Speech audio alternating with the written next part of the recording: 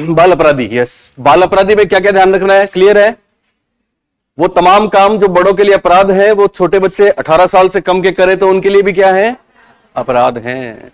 पर कुछ काम ऐसे भी हैं जो बड़ों के लिए तो अपराध नहीं है लेकिन छोटों के लिए अपराध हैं। और परीक्षा में आपको ऑप्शंस मिलेंगे, ध्यान रखना है। कक्षा में नींद निकालना बाल अपराध नहीं है, लेकिन कक्षा में लड़ाई झगड़ा करना, कक्षा को छोड़ के जाना और घर से भाग जाना क्या है, बाल अपराध है। यह हमको ध्यान रखना है। इसके अलावा जितने भी भारतीय दंड संहिता, जिसको शॉर्ट में हम इंडियन पेनल कोड आईपीसी बोलते हैं, उसकी जितनी धाराएं लगती हैं वो सारे काम अपराध हैं। उसके बाद हमने देखा इसके कारण, तो मोस्टली जो जैविक कारण है वो इंपॉर्टेंट है। उसमें 4 बातें आपको बताई थी। पहली बात आनुवंशिकता। वैलेंटाइन ने बोला कि आनुवंशिकता आपराधिक प्रवृत्ति को प्रोत्साहित करती है। इसके अलावा कुछ और लोग थे जो ये मानते हैं कि आनुवंशिकता बाल अपराध का एक कारण है।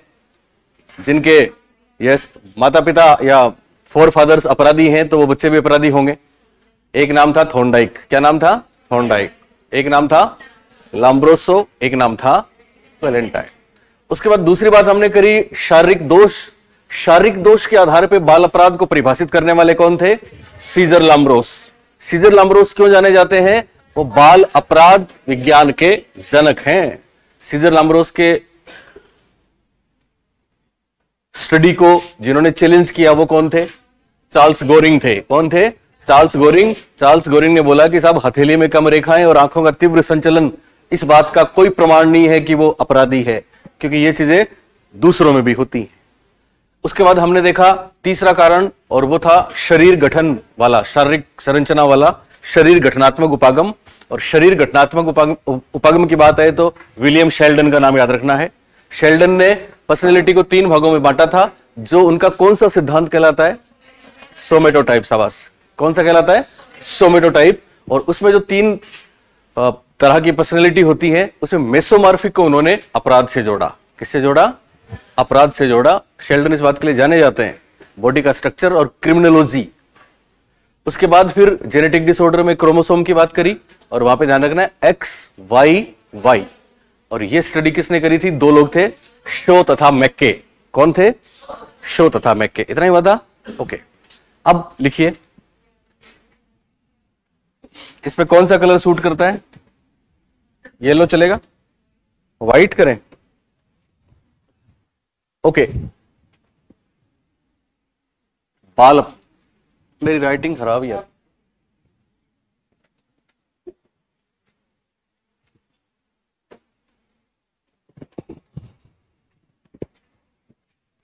उनकी हम लिख रहे थे शिक्षा व्यवस्था, मंदबुद्धि, प्रतिभाशाली, ठीक है। और इनके लिए एक टॉपिक और करेंगे, बैकवर्ड चाइल्ड। उसमें 2 ही बातें हैं शॉर्ट में, तो आज ये पूरा हो जाएगा। उसके बाद ये डाइवर्जेंट लर्नर का टॉपिक चल रहा है ना, तो ये कंप्लीट हो जाएगा। उसके बाद एक और केवल एक टॉपिक बचेगा सेकंड ग्रेड के लिए, हैबिट्स वाला। Habits, interest, attitude, aptitude. तो पहले वो करेंगे तो सेकंड ग्रेड का अपना सिलेबस पूरा हो जाएगा। जो बाद में आए उनका बचेगा। फिर उसके बाद फर्स्ट ग्रेड शुरू करेंगे। पहले फर्स्ट ग्रेड शुरू कर लेंगे, है ना। हाँ, आपका अधिगम बचा हुआ है, करवाऊंगा मैं। उसके लिए या तो अपन ऐसा करेंगे कि वही है 2 घंटे क्लास एक्स्ट्रा लेंगे, है ना, कोई भी एडजस्ट करके, और फिर फर्स्ट ग्रेड का पहले शुरू कर लेंगे। फिर रीट का भी कुछ पोर्शन बचेगा जिसमें आपके एक्शन रिसर्च है, चिंतन है, मूल्यांकन है, वो कमाल की चीजें हैं। फर्स्ट ग्रेड का टॉपिक क्या? फर्स्ट ग्रेड की आईसीटी है। आईसीटी में क्या है? सुन रहे हो मेरी बात? फर्स्ट ग्रेड में आप सुन रहे हैं क्या? फर्स्ट ग्रेड में आईसीटी के नाम से पूरा एक पोर्शन है, लगभग ये मानो 20 नंबर का है। तो उसमें टीचिंग मॉडल्स होते हैं, उसमें टीचिंग लर्निंग मटेरियल होता है, उसमें शैक्षिक तकनीक, शैक्षिक प्रौद्योगिकी होती है, प्रथम, द्वितीय, तृतीय, और उसके अलावा और भी बहुत कुछ है। तो वो करेंगे फर्स्ट ग्रेड में। फिर रीट वाला, ठीक है। तो ऐसा चलेगा। करें शुरू। तो क्या लिखेंगे यहां पे? बाल अपराध टॉपिक तो चल ही रहा है। पर्यावरणीय कारक। पर्यावरणीय कारक में कुछ लिखने की जरूरत नहीं है। पर्यावरणीय कारक वही है कि साहब लालन पालन बढ़िया हो जाए और ध्यान रखें, तो वैसा ही कुछ इसमें आ रहा है। इसको बोलते हैं इसके उपाय क्या है, ठीक है। निरोधक उपाय। निरोधक, तो क्या हेडिंग डालोगे? क्या करें, इनको कैसे ट्रीट करें, उसके लिए बताओ मोनिका। रोकथाम। ओके, क्या बात है। चलिए लिखो। रोकथाम के उपाय। और जो रोकथाम के उपाय हैं उनको हम दो भागों में बांटते हैं। रोकथाम के उपायों को दो भागों में बांटेंगे। बाल अपराध टॉपिक चल रहा है, बाल अपराधी चल रहा है ना, बाल अपराधी। तो बाल अपराधी को कैसे रोकें, तो रोकथाम के उपाय, इसको दो भागों में बांटते हैं। पहला है निरोधक उपाय। निरोधक उपाय इंग्लिश के दो टर्म्स हैं, आपने कभी सुना हो तो। एक तो होता है प्रिवेंटिव, एक होता है क्यूरेटिव। तो निरोधक क्या है, प्रिवेंटिव है कि क्यूरेटिव? क्या फर्क होता है प्रिवेंटिव क्यूरेटिव में? प्रिवेंटिव तो कहते हैं ना, prevention is better than cure. पहले से ध्यान रखें ताकि वो अपराधी बने नहीं, वो तो होता है प्रिवेंटिव। और बन गए तो फिर उनका क्या करें, वो होता है क्यूरेटिव। तो ये है प्रिवेंटिव, निरोधक उपाय। इंग्लिश में जरूर लिखना है प्रिवेंटिव मेजर्स। प्रिवेंटिव मेजर्स यानी हम पहले से ही ऐसी व्यवस्था रखें कि अपराध में वो जाए ही नहीं, इनको बोलते हैं निरोधक उपाय, प्रिवेंटिव मेजर्स।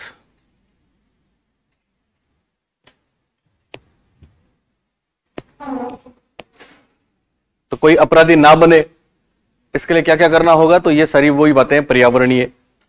तो क्या क्या हो सकते हैं, आपने लिखा, सबने हेडिंग डाला, बोलिए क्या लिखा हिंदी में? निरोधक उपाय, निरोध करेंगे। इंग्लिश में प्रिवेंटिव मेजर्स, यानी बाल अपराधी बनने से रोकेंगे या बनने के बाद उनको ठीक करेंगे? बोलो, रोकेंगे। लिखवाऊं क्या ये बात? लिखो।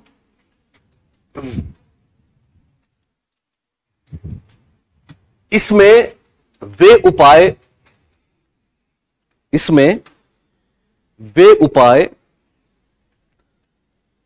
शामिल हैं, इनमें वे उपाय शामिल हैं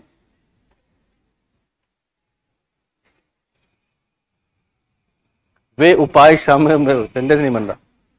वे उपाय शामिल हैं जिनसे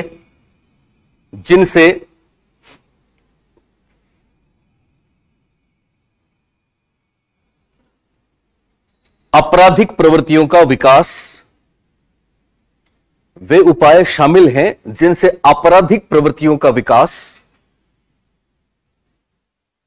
नहीं होता है, जिनसे आपराधिक प्रवृत्तियों का विकास नहीं होता है, इसलिए इनको निरोधक उपाय कहते हैं। जिनसे आपराधिक प्रवृत्तियों का विकास नहीं होता है, इसलिए इनको निरोधक उपाय कहते हैं। जैसे निरोधक उपाय कहते हैं, जैसे, और जैसे करके आप एक नंबर लिखो। माता पिता का प्यार व देखभाल, अच्छी केयर करेंगे बच्चों की तो वो अपराधी कभी नहीं बन सकते। तो पहला बिंदु है माता पिता का प्यार, स्नेह एवं देखभाल। सिंपल बात, माता पिता का प्यार और देखभाल। लिखा सबने? बोलो क्या लिखा? माता पिता का प्यार और देखभाल। किसकी देखभाल करेंगे? यस, उस बच्चे की जिसको हम अपराधी बनने से क्या कर रहे हैं, रोकेंगे। दूसरा, उचित घरेलू वातावरण। उचित घरेलू वातावरण, घर का माहौल भी अच्छा होना चाहिए। उचित घरेलू वातावरण। तीसरा, फिर खतरा कहां होता है, घर से निकल के पीयर ग्रुप्स में जाता है। तो समवयस्क समूह, आपको याद है ये वाला शब्द? समवयस्क समूह को इंग्लिश में क्या बोलते हैं? यस, समवयस्क समूह या पीयर ग्रुप्स। पीयर ग्रुप्स पर निगरानी, यानी पेरेंट्स का, आप भी सब आने वाले टाइम में पेरेंट्स बनने वाले हैं, वो रोल आपको मिलेगा। तो हमेशा ध्यान रखना आपके बच्चे किसकी सोहबत में है, किसकी संगत में है, किसके साथ रहते हैं, किसके साथ उठते बैठते हैं, ये जरूर ध्यान रखना है। तो जो पेरेंट्स अपने इस तरह से ध्यान रखेंगे उनके बच्चे कभी नहीं बिगड़ेंगे। बिगड़ेंगे नहीं इसका मतलब वो बाल अपराधी नहीं होंगे। तो इसको क्या बोलेंगे? समवयस्क समूह पीयर ग्रुप्स पर क्या करेंगे? निगरानी में होना चाहिए, वॉचफुल। चौथा, वांछित सामाजिक दृष्टिकोणों का विकास। वांछित सामाजिक दृष्टिकोणों का विकास, इसके क्या मायने हैं? कोई मेरे को बताए। वांछित सामाजिक दृष्टिकोणों का विकास।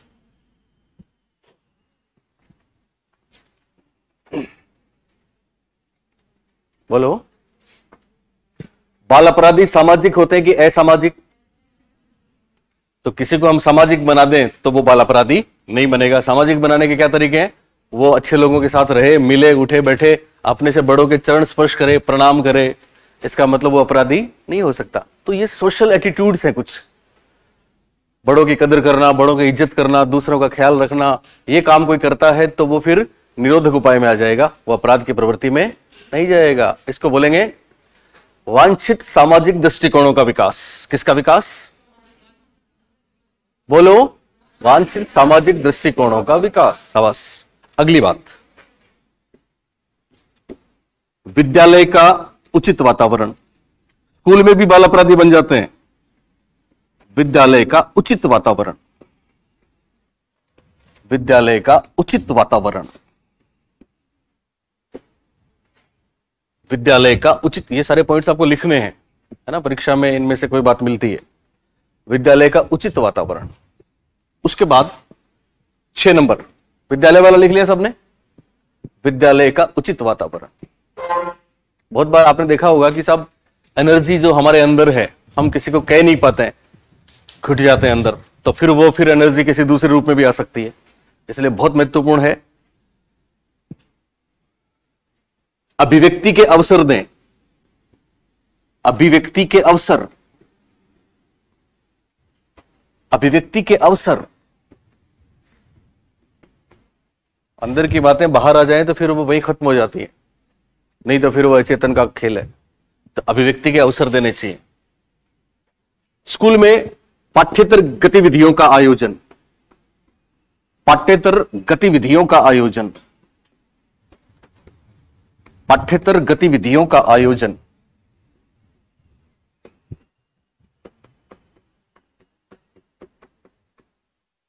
बच्चे को सेल्फ डिपेंड भी बनाओ। तो आत्मनिर्भरता का विकास।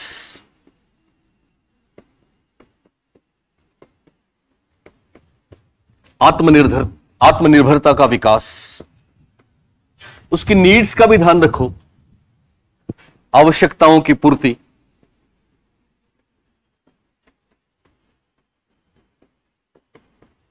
आवश्यकताओं की पूर्ति। एक मैंने आपको कल बताया था, बच्चे का कभी भी रिजेक्शन नहीं करना है। हम बहुत से फैमिली में बच्चों को रिजेक्ट कर देते हैं, तू रहे तो तू गया, तू रहने दे, तेरे से नहीं होता। तो वो भी एक कारण होता है। इसके लिए एक शब्द आता है सेल्फ स्टीम। आपके, हम साइकोलॉजी में कई बार बात भी करते हैं, आपके टॉपिक है सेल्फ कॉन्सेप्ट, आत्म प्रत्यय, स्व प्रत्यय। हर किसी का अपना वजूद है, अपनी पर्सनैलिटी है, अपनी बातें हैं, अपनी भावनाएं हैं, अपनी फीलिंग्स हैं। तो उनको हम नजरअंदाज नहीं करेंगे, उनको हम दबाएंगे नहीं। तो इसके लिए सेल्फ स्टीम को हम क्या बोलते हैं हिंदी में? आत्मसम्मान। तो लिखो, बच्चे के आत्मसम्मान की रक्षा। मुझे तो कोई समझता ही नहीं है, ऐसी भावना उसमें नहीं आए।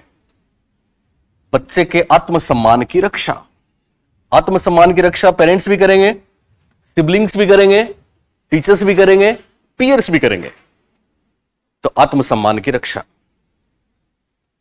ओके, लिखा सबने? कितने बिंदु हो गए? 10।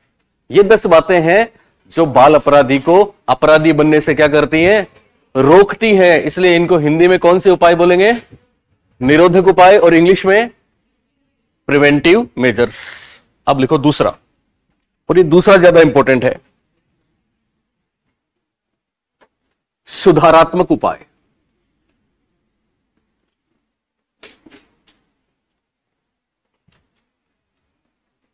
इनको बोलते हैं क्यूरेटिव, ठीक करो, क्यूरेटिव मेजर्स, सुधारात्मक उपाय।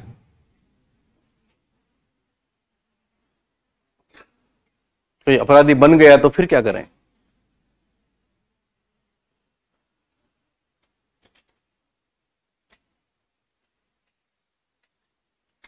नीचे लिखो, क्यूरेटिव मेजर्स लिखा सबने। तो दो शब्द आज आप सीखे, एक तो प्रिवेंटिव, दूसरा क्यूरेटिव। हमेशा याद रखना, प्रिवेंटिव होता है निरोधक, बनने ही नहीं देंगे, और क्यूरेटिव होता है सुधार करेंगे बनने के बाद। तो लिखो, इस शीर्षक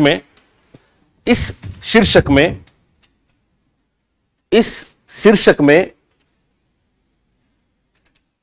ऐसे उपाय शामिल हैं, इस शीर्षक में ऐसे उपाय, शीर्षक नहीं होता तो फिर तुमको क्या चिंता हुई शीर्षक की? इस शीर्षक में ऐसे उपाय शामिल हैं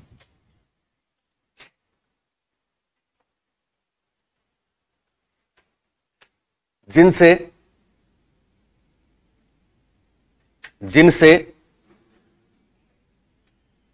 बाल अपराधियों को सुधारा जाता है, जिनसे बाल अपराधियों को सुधारा जाता है। जैसे, और ये बहुत इंपॉर्टेंट है, जैसे एक नंबर पे लिखो, मनोगत्यात्मक विधि।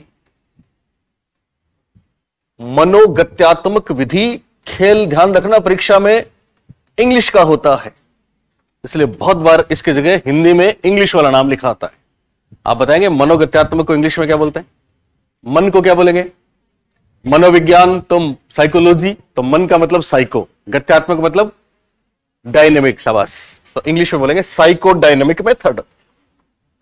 Psycho dynamic method, psycho dynamic method. तो बताओ इसमें क्या हो सकता है? Psycho dynamic method. Psycho analysis सबने पढ़ा है हमसे, फ्रॉइड पढ़ा है ना, याद है ना आपको? मन को समझना है, यानी उसके मन में क्या चल रहा है जिसकी वजह से अपराध हुआ, तो हम उसके कारण जानेंगे। सुन रहे हो कि नहीं? कारण कैसे जानेंगे? क्या वो हमें सीधे सीधे बता देगा? नहीं बताएगा। इसके लिए हमको कुछ तरीके अपनाने पड़ेंगे, जैसे कि फ्री एसोसिएशन, मुक्त सहचर्य, याद है ना आपको? इनके माध्यम से अंदर की भावनाएं हम बाहर निकालेंगे।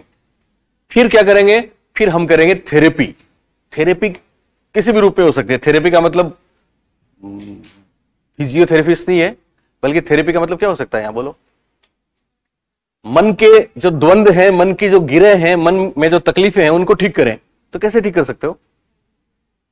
उससे बात करके भी कर सकते हो, उसको बोलते हैं टॉक थेरेपी। कैसे ठीक कर सकते हैं? कोई ऐसी औरत है घर में जिसको दूसरों की मतलब वो चुगली करने की आदत है, तो आप उसको रोक दो, 5 दिन बीमार हो जाएंगी वो। हाँ, तो आप उसके जैसे ही बनो, उसके हाँ में हाँ मिलाओ, फिर वो आप बहुत प्यारे लगोगे उसको। फिर मोड़ दो, इसको बोलते हैं सब्लिमेशन, टॉक थेरेपी। फिर काउंसलिंग, परामर्श, ये वो तमाम तरीके हैं जिनसे हम बाल अपराधियों को सही रास्ते पे ला सकते हैं। उनके मन को जान के, उनके मन की बातों को बाहर लाके, उनको सही काउंसलिंग करके, जिसको हिंदी में बोलते हैं परामर्श देके, या कोई थेरेपी देके। थेरेपी का मतलब उसके साथ खेलना है, उससे बात करनी है, उससे दोस्ती करनी है, उसकी जो भावनाएं हैं उनकी कद्र करनी है। उसके बाद आप अचानक कोई, जैसे होता है घरों में, है ना, वो बहुत नफरत करती है वो, लेकिन आप जब घर वालों से भी नफरत कर सकती है ना। एक घर की बहू बाकी मेंबर से नफरत कर सकती है, पति उसका एक सहारा है, क्योंकि वो जो बाकी लोग हैं ना, पति के सामने तो उसके साथ बहुत अच्छा व्यवहार करते हैं, लेकिन जब पति नहीं होते तो फिर वो बहुत सताते भी होंगे। तब अब जब वो कुछ बताती है उनकी बातें, तो फिर वो उसको टोक देते हैं कि नहीं मेरे तो सब बहुत अच्छे हैं, तुम ही खराब हो। तो फिर और ज्यादा मामला बिगड़ जाएगा। उसकी हाँ में हाँ मिलाओ, उसके साथ रहो, फिर बाद में बदलो उसको। ये तरीका है आपके साइकोडायनेमिक। दरअसल साइकोडायनेमिक देने वाले हैं सिगमंड फ्राइड। तो आप नाम लिख दो यहां पे, प्रतिपादक सिगमंड फ्राइड। Sigmund Freud. एक एक लाइन लिखो, इसमें परीक्षा में आता है। सिगमंड फ्राइड, साइकोडायनेमिक प्रतिपादक सिगमंड फ्राइड लिखा सबने? क्या होता है लिखो। इस विधि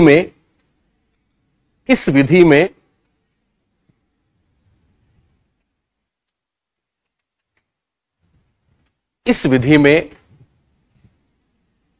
बाल अपराधी के मन की बातें जानी जाती हैं। इस विधि में बाल अपराधी के मन की बातें, देखो कैसा सब्जेक्ट मिला है आपको, तो जिंदगी भर काम आएगा, नौकरी भी दिलवा देगा। इस विधि में बाल अपराधी के मन की बातें जानी जाती हैं, कोमा मनोचिकित्सा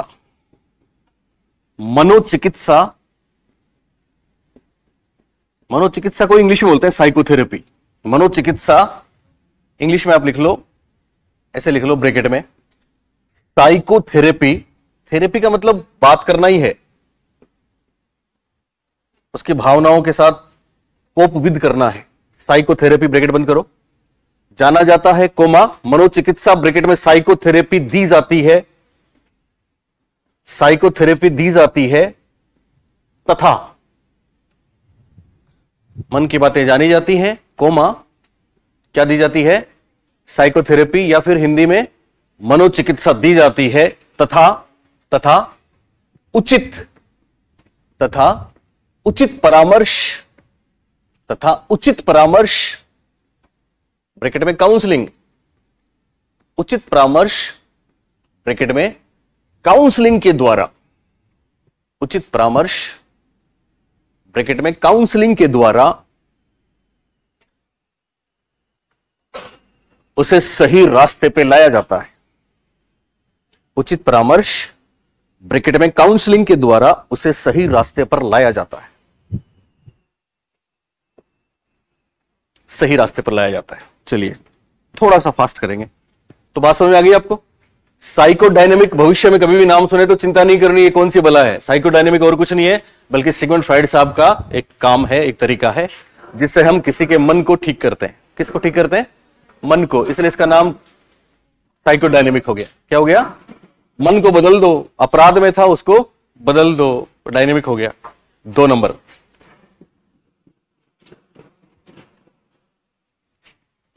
व्यवहारात्मक विधि।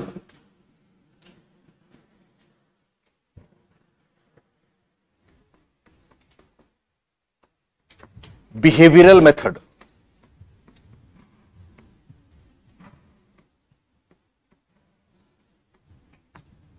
साइकोडायनेमिक 2 नंबर, बिहेवियरल मेथड।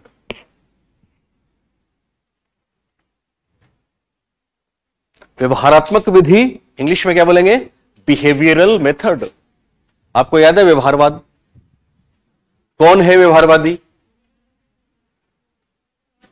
कोई नाम याद है व्यवहारवादियों का? आज मेरे चैनल पे मैं चर्चा करूंगा, 4:15 बजे आप आ सकते हो, है ना। उसमें आपको बहुत सी बातें बताएंगे हम, ब्लैक बॉक्स क्या होता है। तो व्यवहारवादी कोई बताओ, एक आध नाम सुनीता। वॉटसन। और कौन थे व्यवहारवादी?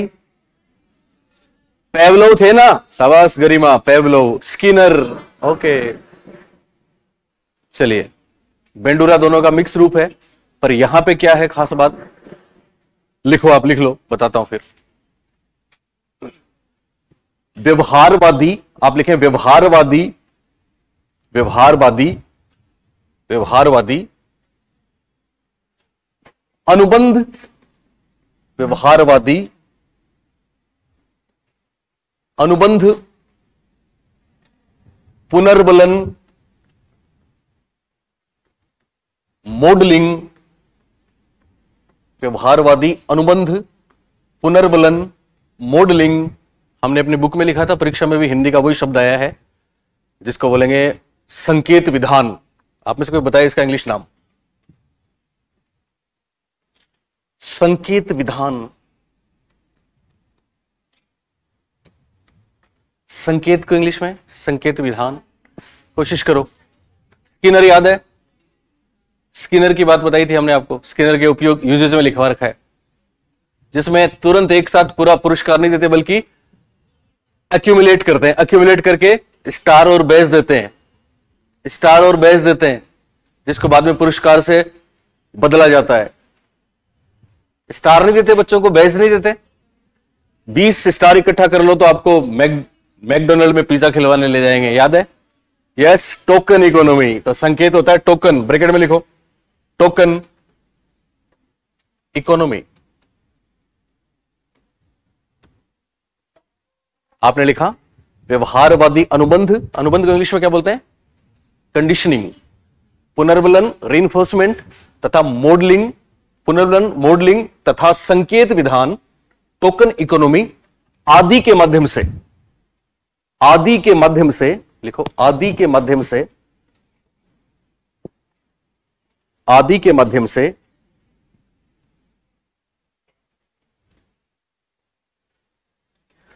बाल अपराधियों के व्यवहार को सुधारने पर बल देते हैं।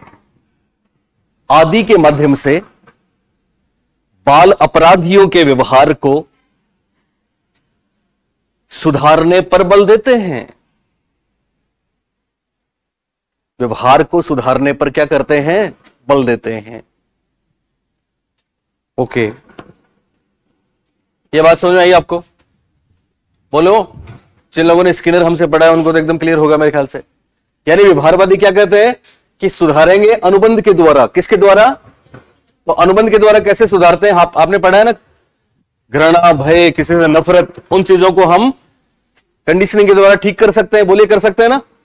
वो उस रैट से डरता था, बाद में खेलने लग गया, स्किनर, पेवलोव। अनुबंध के द्वारा सुधारते हैं। पुनर्बलन, उसने कोई अच्छा काम किया, हमेशा झूठ बोलता है, सही बोला, हमेशा चोरी करता है, आज नहीं करी तो हम उसको कोई इनाम देंगे, तो बोलिए उसका व्यवहार सुधरेगा कि नहीं? सुधरेगा ना। मॉडलिंग, मॉडलिंग ऐसे एग्जाम्पल उसके सामने पेश करेंगे या ऐसे एग्जाम्पल उसको दिखाएंगे कि देख, वो तू भी सुनीता बन, तू भी मोनिका बन, तू भी गरिमा बन, तू भी मैडम बन, तू भी फौजी बन। तो फौजी बनेगा तो फिर अपराध क्या हो जाएंगे? साइड में हो जाएंगे। वो फौजी साहब की तरह मेहनत करेगा, भागदौड़ करेगा, पढ़ेगा, लिखेगा। सुन रहे हो कि नहीं? इसको क्या बोलते हैं? मॉडलिंग। क्या बोलते हैं इसको? हमको भी वैसा ही बनना है जैसा वो है, that is modelling. Modelling Bandura का है। ओके। और टोकन इकोनॉमी क्या होता है? टोकन इकोनॉमी में बच्चों को हम सडन रिवॉर्ड नहीं देते, बल्कि क्या करते हैं, उसको कोई टोकन देते हैं। जैसे चाय वाला रोज चाय के पैसे नहीं लेता, वो क्या करता है, पर्ची, आज 4 होगी, 5 होगी, 6 होगी, पर्चियां इकट्ठी कर लेता है। महीने के आखिरी दिन 100 पर्चियां होगी, 100 चाय के पैसे दे दो बेड़ा सर, तो बेड़ा सर देते हैं। देते ही नहीं देते? ये टोकन इकोनॉमी है। तो ऐसा चलता है स्कूल में बच्चों के साथ। बच्चों को एक पुनर्बलन करने का तरीका है टोकन इकोनॉमी। क्या है? Token economy. तो ये सारी चीजें व्यवहारवादियों की हैं। किसकी हैं? व्यवहारवादियों की। इसलिए बाल अपराधियों को सुधारने की एक विधि है, कौन सी? व्यवहारात्मक विधि। ये बात याद रहेगी आपको। पहली विधि कौन सी थी? मनोगत्यात्मक विधि, जिसको इंग्लिश में क्या बोलेंगे? साइकोडायनेमिक। और दूसरी व्यवहारात्मक विधि, जिसको इंग्लिश में क्या बोलेंगे? हाँ, इसका मतलब ध्यान रखना, अनुबंध जहां भी आपको परीक्षा में मिल जाए, कंडीशनिंग, आप समझ लेना अनुबंध किससे संबंधित है? व्यवहारवादियों से संबंधित है। पुनर्बलन किससे संबंधित है? व्यवहारवादियों से संबंधित है। बात समझ में आई? हालांकि मॉडलिंग व्यवहारवाद भी है और संज्ञानवाद भी है। ओके। तीसरी विधि, तीसरा तरीका, सुधारने का तीसरा तरीका, देखो ध्यान रखना, कंफ्यूज नहीं होना। एक तो है साइको डायनेमिक और एक है साइको ड्रामा। अब आएगा साइको ड्रामा। तो साइको ड्रामा को हिंदी में क्या बोलेंगे? बोलो। साइको डायनेमिक को हमने बोला मनोगत्यात्मक और साइको ड्रामा को मनोनाटकीय विधि या मनो अभिनय विधि।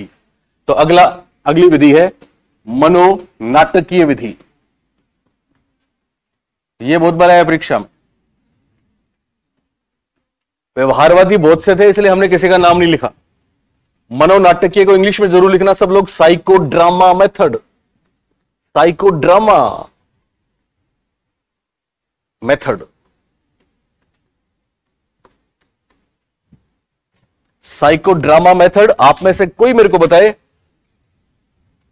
पारुल, इसके प्रतिपादक कौन है? JL merino. शाबाश। इसके प्रतिपादक है जेएल मेरिनो। JL merino.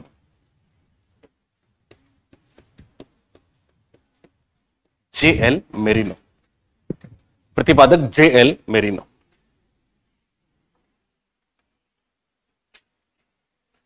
क्या लिखा आपने हिंदी में? मनो नाटकीय विधि। इंग्लिश में साइकोड्रामा मेथड। प्रतिपादक कौन? JL merino. क्या होता है इसमें सुन लो। एक्चुअली साइकोलॉजिस्ट ये कहते हैं कि साहब आपने कभी सुना ना, जैसा करते हैं वैसे ही बन जाते हैं, ऐसा बोलते हैं, जैसा सोचते हैं जैसा करते हैं वैसे ही बन जाते हैं। ये बात आपको बहुत साधारण लगती होगी तो बहुत काम की है। जो बाल अपराधी है, आप सामने देख के सुन रहे हो कि नहीं? जो बाल अपराधी है, आप मान लो फॉर एग्जांपल वो ड्रिंक करता है। क्या करता है? ड्रिंक करता है। तो आप क्या करो, आप उसको, अब वो ड्रिंक करता है तो लोगों से डरता भी है, छुप के स्मोकिंग करता है तो छुप के करता है ना। तो आप क्या करें, आप उसको बोलो कि एक नाटक में तेरे को भाग लेना है, तो हीरो है नाटक का, बोले ओके। और नाटक का जो हीरो है, पात्र है, उसमें वही बातें हैं जो उसमें खुद में है। तेरे को रोल प्ले करना है, ड्रिंक करनी है सबके सामने। अब उसको मजा आ गया, अच्छा लगा उसको, बोले लगता कि नहीं। तो वो एक गाना चला था, जब भी जाते थे ना शादी वादी में, तो बारात में गए थे बेटा जी के, तो जैसे ही वो गाना आता है, ऐसा कोई मतलब मुझे पीने का शौक नहीं, या फिर कोई हट जाता हूं पाँच छह ने, तो जितने वो होते हैं ना, वो एकदम देखना आप एक साथ पढ़ते हैं उसमें, क्योंकि उनको डबल मजा आता है, खुद का रोल हो रहा है। तो उसको आप बोलो कि तेरे को ये रोल करना है, अब वो रोल करेगा सबके सामने, और वाकई उसमें पिएगा, वो पी रहा है, रोल कर रहा है, मजा आ गया आज उसको।